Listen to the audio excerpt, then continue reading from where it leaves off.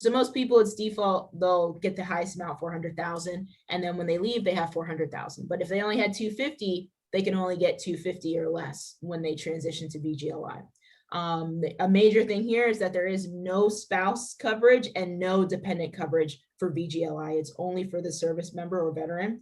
And then if you sign up within 240 days of leaving the military, you don't have to prove insurability. But if you do it after that period of time, then you would need to prove insurability. So that's just an important tip. Now, let me see what my next slide is. So when we go through this, guys, this is important because a lot of people, when they transition out, just like Mike said, they don't even pay attention. They're like, hey, yeah, you can get coverage when you leave, and it just changes names to VGLI. Great. And they sign off and they get it.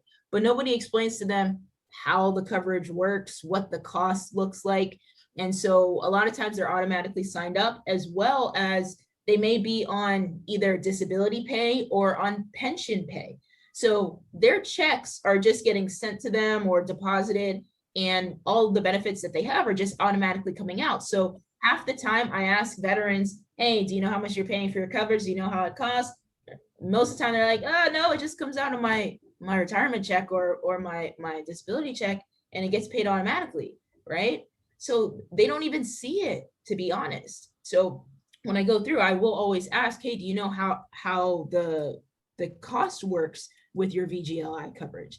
And then I'll explain to them that it's a 5-year renewable and the cost goes up every 5 years. So my process here is I'm going to draw out this chart and show them here that this is what your premiums look like.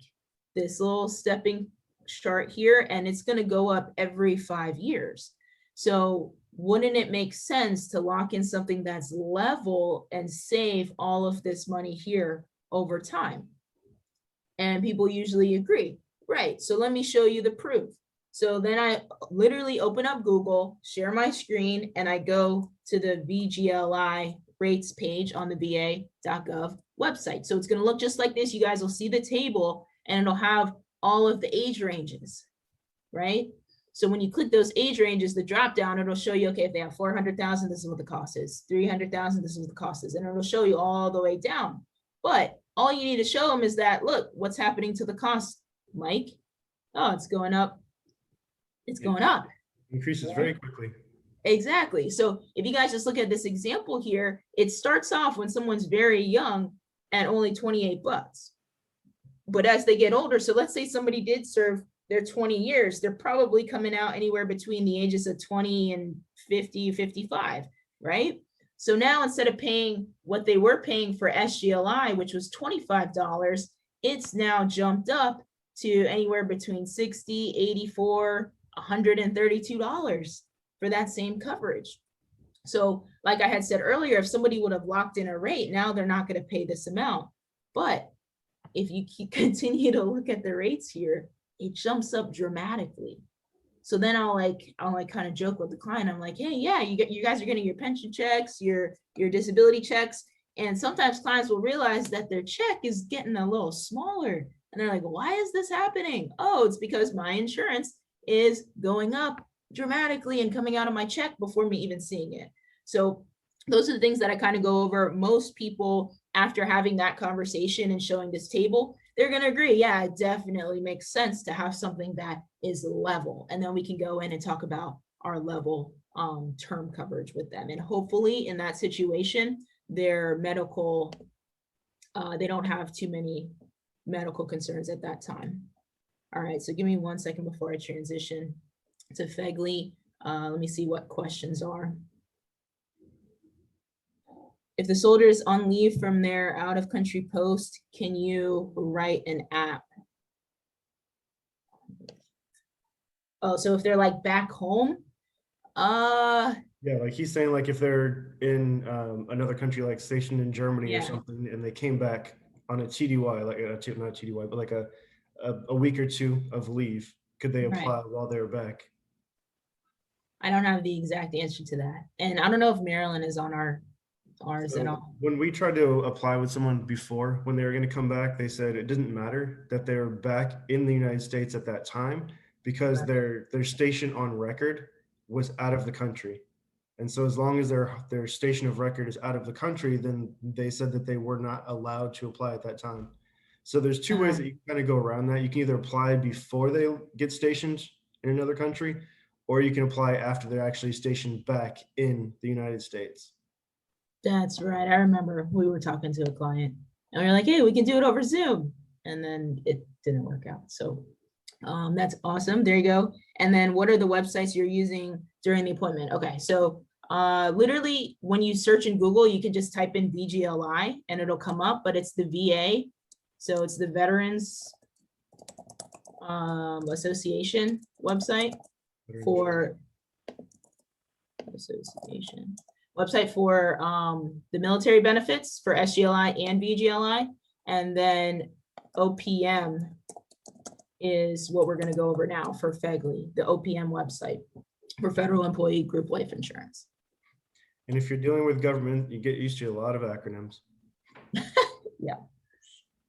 All right. So if somebody transitions out of the military, they go civilian, or they're just a government worker, then they're going to have Fegli, Federal Employee Group Life Insurance. You got to make sure that you know this distinction, because if you try to use the group policy beat up when somebody is a federal employee, it does not work the same way. So you got to make sure that you know if they are a federal government worker, they have Fegli, not a normal group insurance policy. So it is group term insurance. There is no cash value. The premiums are deducted from their paycheck. It is a level premium for the basic coverage, which we're going to go through. And usually how the cost breakdown is, the person will pay 2/3 of the cost. The government will pay the other 1/3.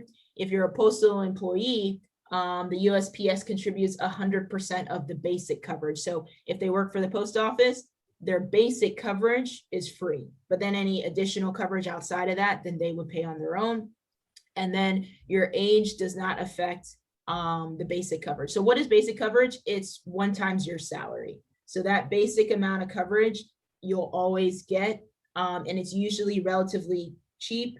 And we don't really, again, sell against the basic coverage. It's just like kind of similar to SGLI. It's very cheap. It's not a big concern. The cost does not increase over time. So if somebody only has basic coverage, then you got to make sure you understand that too. So when I started in learning about this and going over it, I just be like, oh, you're a federal employee. That means your coverage goes up. But then they're like, oh, I don't have the multiples. So now I have to like backtrack and like try to figure it out. So always make sure you ask that first. If they have the multiples, then we can kind of have a more in-depth conversation. So there's 3 types of optional insurance that you can add. So the first one is that you can add option A, which means they just add an additional 10,000 to your coverage. Option B is really what we're going to kind of fight against, the multiples, because that one is like an additional 1 to 5 times your salary. So let's say somebody says, I make 100 grand a year and they have all 5 multiples. That means they'll have 100K of their basic plus another 500,000 of multiples, right? So now they have a total of 600,000. If they have the 10,000, that means they may have like 610 or so.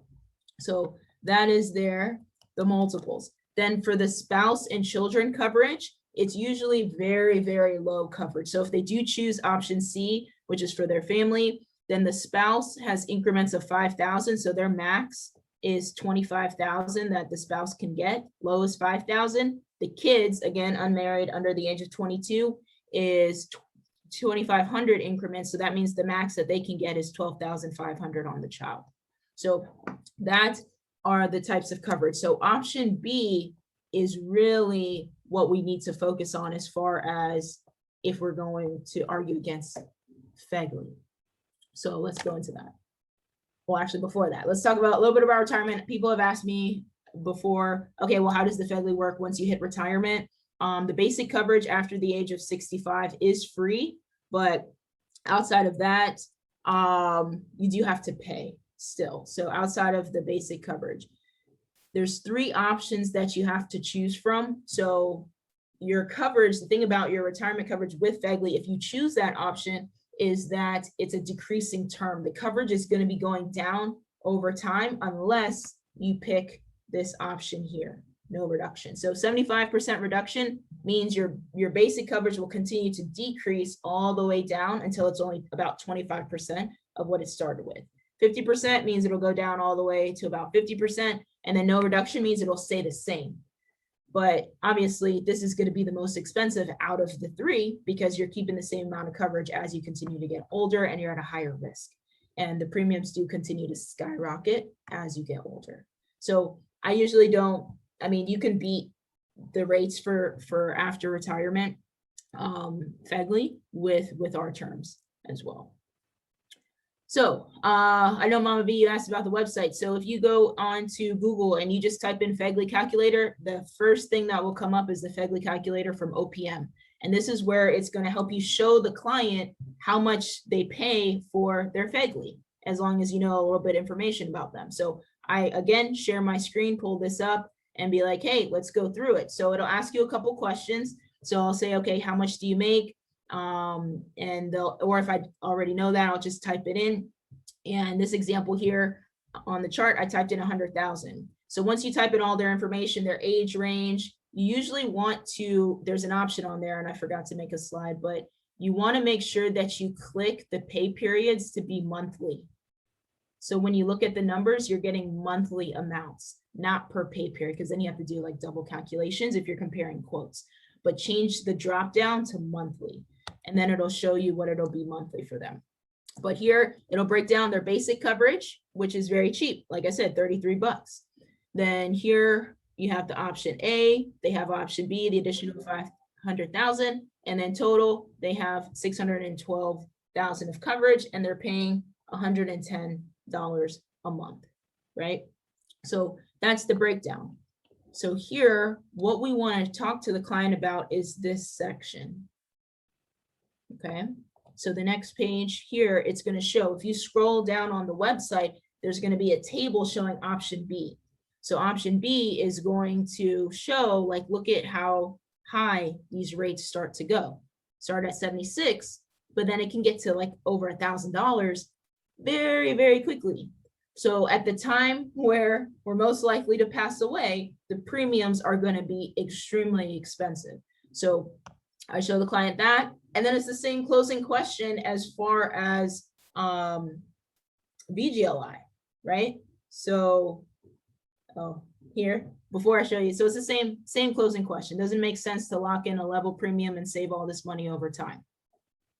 But this is an actual breakdown of coverages. So for all my numbers people, you can actually see it does make sense. Because some people be like, well, maybe I'll just stop it later on and just get my coverage later. All of those same conversations. But here, this is showing what is actually going to happen. So this person, they were 45, and if they kept their policy till 70, so let's say they had a 30-year term. So we showed them here, or no, 25-year term, because this was 45 to 70. So they got a 25-year term for the same amount of coverage. It's going to be a little bit more expensive at the beginning than what they're paying for their coverage now. So they'll be like, what's more expensive? But if you look at it down the road, you would save $51,000 if you decided to go with the term option versus Fegli, right? Because it's continuing to increase and then it gets dramatic down here. So now you're saving hundreds and hundreds of dollars every single year. So when you look at it, that's the logical breakdown. And so this is something I made in Excel, but I can just show the client this. Hey, if you get something level, you're going to save all this money. So this isn't just a cool picture. It's legitimate. It makes sense. So then you have those same closing questions. Let me see. All right. Now, as far as objections, so obviously people will have objections here that come up because it's with the government. So when you look at it, it says, what if I just wait to switch my FGLI when it gets more expensive than your term? So here, same conversations. Your uninsurability can change. So like, for example, the client's like, hey, well, mine's really cheap right now. I'll just wait till it gets really, really expensive. Then I'll switch over. we can't guarantee that again. Could be on different medications. Your driving record can affect your rate. If you get one too many tickets in a period of time, then that could spike it. If you're hospitalized, you get diagnosed with something, any other lifestyle changes, people start to like race motorcycles or things like that, that can increase your rate. So you don't want to wait till that point. The cost of insurance does go up, so you want to lock it in. Same thing. What if you get furloughed or laid off? Now you don't have the coverage anymore. And another important thing is that you do not have to wait for open season to reduce or cancel coverage. So if you're able to help the client move forward with our product and they get approved for coverage, then they can go ahead and cancel their coverage. They just have to fill out a form. They don't have to wait till open season. So some clients in the past have been like, hey, Shondell, well, I gotta wait till October to make the changes. Nope, you can do it at any time. So that's important. Now, let's say they only have basic coverage. So if they only have basic coverage, these are the questions that you can ask. So if they only have basic, it's going to be 1 times their salary. Usually in that situation, they may be underinsured. So at that point, I'm going to go into what we call the 10 times rule and talk to them about, okay, well, if you're making 100 grand, you usually need about 10 times your income or minimum 10 times your expenses. So then I'll go through that conversation with them and kind of figure out, well, can you see that you may need a little bit more coverage to properly protect your family? And then see if we can get them some private term in addition to what they have in their basic and Fegli. Then do you know how to determine how much coverage you need? I just went through that. And then other questions in addition. So do you want to have your family be in a better standard of living, maintain the same, or be worse off? And another great question is, do you know how long that amount of coverage would last your family if you needed $5,000 per month? So if they only have 100 grand and they make 8,000, I mean, it's only going to last their family 1 year. If they have a brand new baby, they're going to need that money to last the family a very, very long time. So these are good questions to ask to get the client thinking, because they do need more coverage. A lot of people, like in our stats, we say people are underinsured almost 500,000 on average. So a lot of people don't have enough coverage. So that's great if they only have basic. And then here's another one. Hey, it's more secure, better coverage because it's with the government. So I think this was a question in the chat and Mike said, we'll get to it. Just because it's with the government doesn't mean that it's not underwritten by an insurance company. It's still insurance. So OPM, they actually have a contract with MetLife, which you guys all know. MetLife is a very large insurance company. So it's not the government. It's not more safe because it's with the government.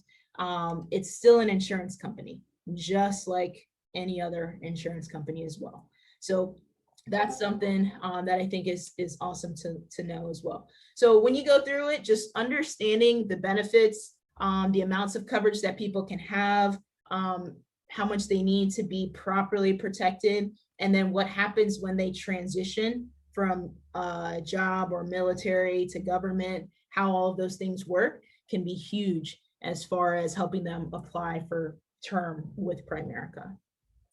So any other questions that people may have?